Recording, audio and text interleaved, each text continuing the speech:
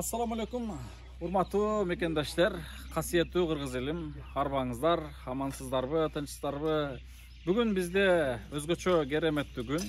Албетте, биздин Ак ниет аманат коомдук кайрымдуулук фондунун дагы бир жумушу жыйынтыкталып, аягына чыгып, ээсине тапшырылганы турат. Артымда турган үй, урматтуу мекендаштар, Ак ниет аманат коомдук кайрымдуулук фонду себепкер болгон фонд негиздеп демилге көтөрүп чыккан кайрымдуу берешен элибиздин колдоосунда тургузулган 13-чү үй. Тагыраак айтканда 20-чы үйгө эртең 10 январь күнү күндүзгү саат 12:00 ачкычты тапшырабыз. Урматтуу мекендаштар, бир инсанга бир жөнөкөй эле бир автоунаанын ачкычын тапшырсаң канчалык сүйүнөт, Бул үйдүн ээси бир үй бүлөдө кеминде 5, 6, 7 жан жашайт. 7 жан 20 жылдап зарлап муктаж болуп жүргөн негизги муктаждык момундай заманбап бүт шарттар менен үйлүү болуп турат. Мына ушул үйдүн ачкычы тапшырылат. Урматтуу мекендаштар, мына ушул үйдүн ачылышынын алдында мен ушул үйгө толук кеткен расходун эсептеп берейин сиздерге. Андыктан экрандан алыстабаңыздар. Бул видеону башкалар менен бөлүшүңүздөр. YouTube биздин Ак ниет аманат YouTube каналга катталыңыздар. Жана ушул видеолорго көп лайк басып, ушул видеолорду көп адам көрүүсүнө себепкер болуңуздар. Анткени көп инсандар ушул жумушту көрсө көөдөн ойгонуп, сезимдер ойгонуп, ушул иштер көбүрөөк жайылып, элибизде, мекенибизде муктаждар азайып, көп инсандар үлгү алып, мына момундай Аллах сүйгөн иштер көп болор эле. Бирөөнүн жакшылык иш кылуусунан себепкер болот элек. Ошондуктан мен сиздерге дагы бир жолу алдын ала кайрылып кетем. Видеону башкалар менен бөлүшкөндү унутпаңыздар. Албетте, бул үй, урматтуу мекендаштар, бир аз кечкирип баратканда мен тартып атам. Бул үй 2021-жыл 21-жыл башталган. Үй толугу менен кандай материал кеткендери бардыгы бизде тетрадыбызда жазылган. Мен азыр фундаменттен баштап расходун эсептеп туруп сиздерге айтайын. Эми фундаментке эмне кеткен, стенага эмне кеткен, чатырына эмне кеткен, ички отделкасына эмне кеткен, анын бардыгын эмес, жалпы расходун гана эсептеп берип турайын. Кулак салып, эгерде кошуп турсаңыздар да болот. Фундаментине, алгач фундаментине 72 000 сом расход кетип атат.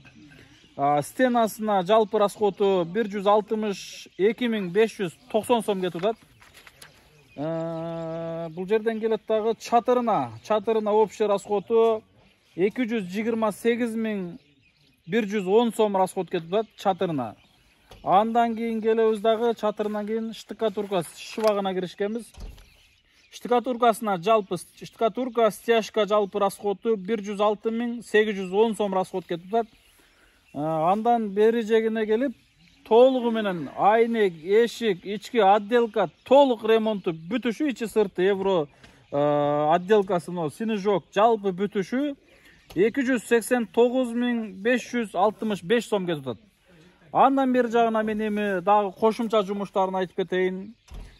Пескаблок, навесине, ошо пескаблок такта бардыгына кеткен, навеске кеткен расход 42 000 сом. Айланасын, сеткасын кашалаган расходу, жалпы расходу 28 000 сом. Кудуктун бүтүрүшү, мен өзүм досторум бүтүрүштү, өздөрү куюшту. Расходу жалпысынан 25 000 сом. Андан сырткары, урматтуу мекендаштар, бул жерде мен жанагы паластары, айнек пардалары, жалпысын ушуларын дагы акчага эсептеп коштум. Анан эң акырында санузелине кеткен жалпы расходу, кафелден бери жагына кеткен расходу 48 500 сом.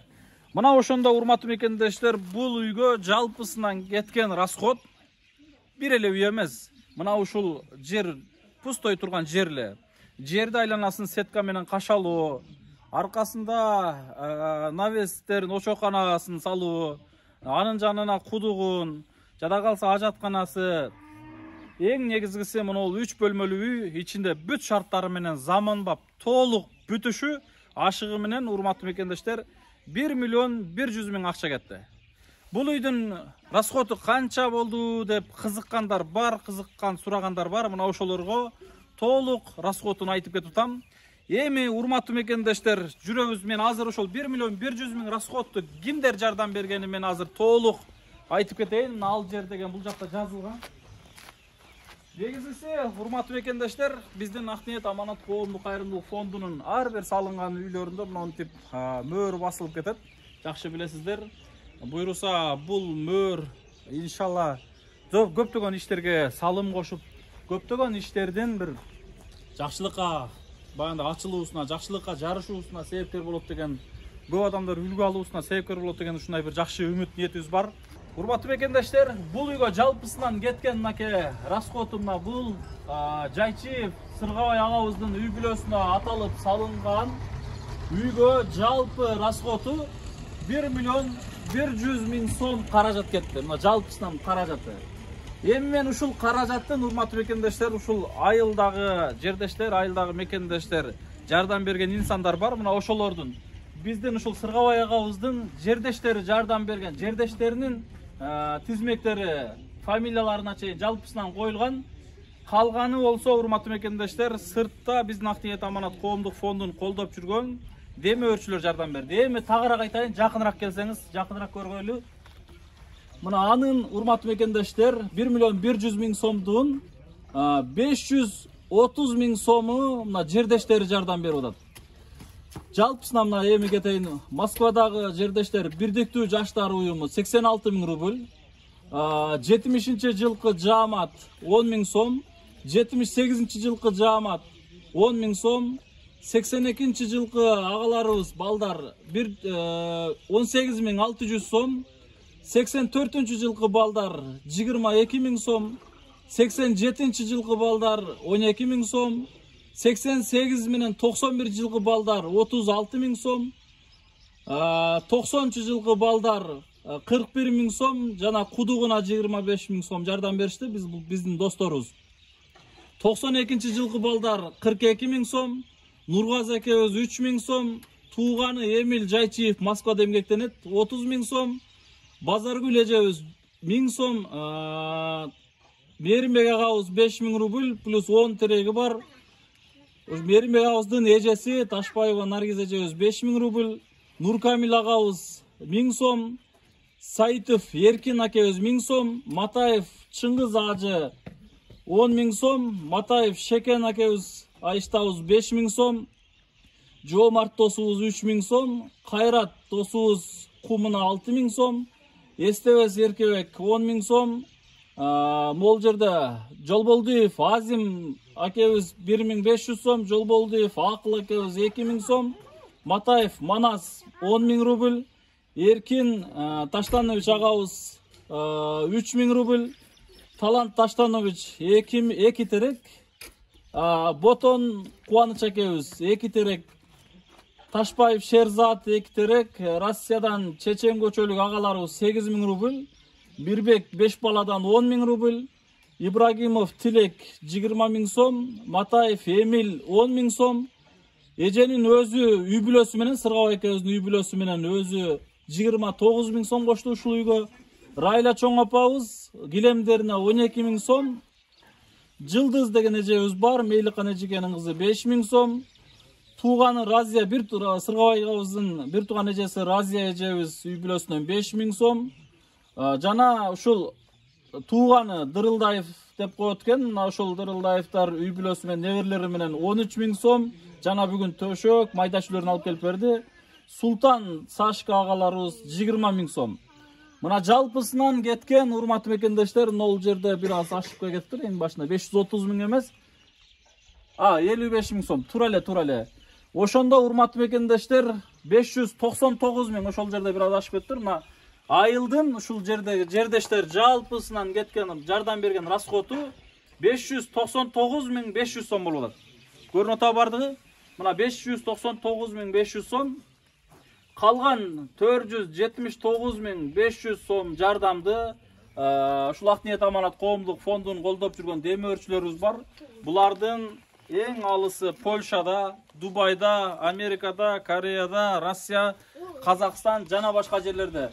Мына ушулар жалпы ошол Сбербанк карта аркылуу жардамын берип отуруп 479 миң.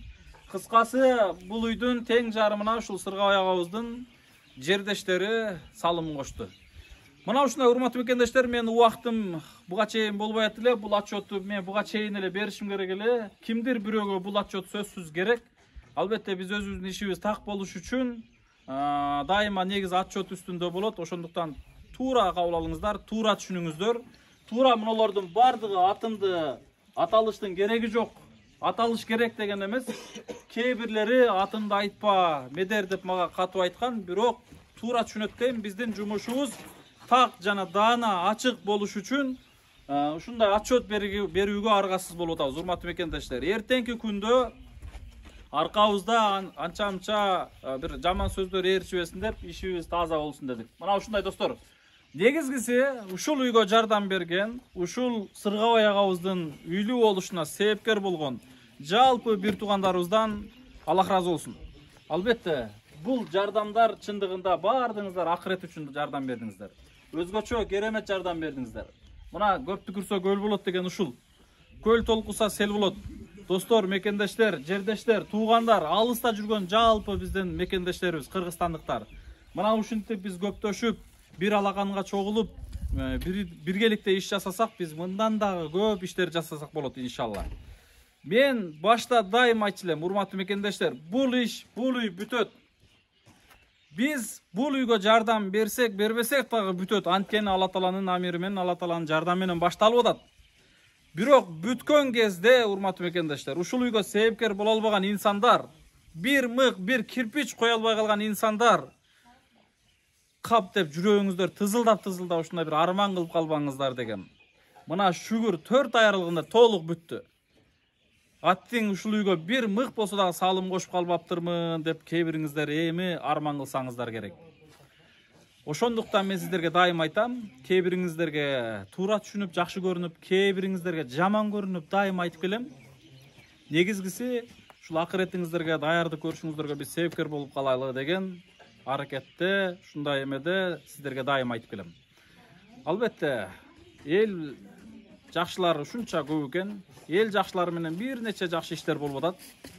Дагы бир жолу рахмат айтам. Бүгүн 9 январ, эртең Кудайым бурса 10 январ күнү күндүзгү саат 12:00 ушул үйдүн ачылуу аземи болот. Андыктан жалпыңыздарды, урматтуу мекендештер, касиеттүү кыргыз элим, жалпыңыздарды ушул үйгө салым кошуп, кошом деп коша албай калган, мейли кошпой калган инсандарды бардыңыздарды чакырып кетем. Келип, мына ушул Сыргабай агабыздын, биздин Ак ниет аманат коомдук кайрымдуулук фондунун ушундай бир сый урматын көрүп, жан дүйнөңүздөргө азык алып, өзгөчө коногубуз болуп кетиңиздер. Өзгөчө Кыргызстандагы белгилүү конокторубуз келет, дин аалымдары келет. Устазыбыз Садбакас Ажыдолов атайын Бишкектен ушул үйдүн ачылышына келет. Иншалла устазыбыз Раматлык Чубак ажынын атасы Тажбай ажы абабыз келет. Төкмө акындар болот. Келиңиздер биргеликте сонун ушул үйдү ачкычын өткөрүп, ачкычты тапшырып алайлы, ачылышын өткөрүп. Бизде азыр Кудайга шүгүр, балдар, достор, жаамат, мына даярдыктабыз. Мына ушул жерде азыр кызуу даярдык. Бүгүн ушундай согумун бышырып, очок жээгинде балдар кызматта болуп атат. Албетте, кызмат кылгандардан Алла разы болсун. Жакшылыкта жарышалы. Жакшы иштерге көп атаңдашуу менен себепкер болойлу. Баарыңыздарга мен дагы бир жолу чоң рахмат айтам. Аллах разы болсун. Ушундай иштерге көп себепкер болуңуздар. Урматтуу мекендештер, биз бул ишти кылсак кылбасак дагы биздин күндөрүбүз өтө берет. Ушуну эсиңиздерди чыгарбаңыздар. Биз ушул үйлөргө жардам берсек, биздин жашообуз токтоп калбайт, же бир жашообуз аркага кетип калбайт. Тескерисинче, садака алыстан келген балелерден, бөөдө кырсыктан сактайт. Тапканыңызга Кудайым берекесин берет иншалла. Ошондуктан мына бул үй менен жумуш чектелбейт, алдыда көп жумуштар бар. Кийинки жумуштарыбызга себепкер болосуздар деген ишенич бар иншалла. Көрүшкөнчө анда эмес, эртең Кудайым бурса жалпыңыздар менен көрүшөбүз. Толук адреси Жалал Абад областы, Сузакы району, Октябрьский айылынын 7-көчөсүнүн эң башында мына ушул үй жайгашкан. Өзгөчө кереметтүү жерде жайгашкан, суунун башында жайгашкан иншалла. Аманчылыктарда көрүшкөнчө, ушул жардам бергендерге дагы бир жолу рахмат айтам. Аллах разы болсун. Негизги ыраазычылык Аллахтан болсун. Эртең иншалла дин аалымдардан өзгөчө дуа алып беребиз сиздерге, жалпыңыздарга. Рахмат. Ассаламу алейкум.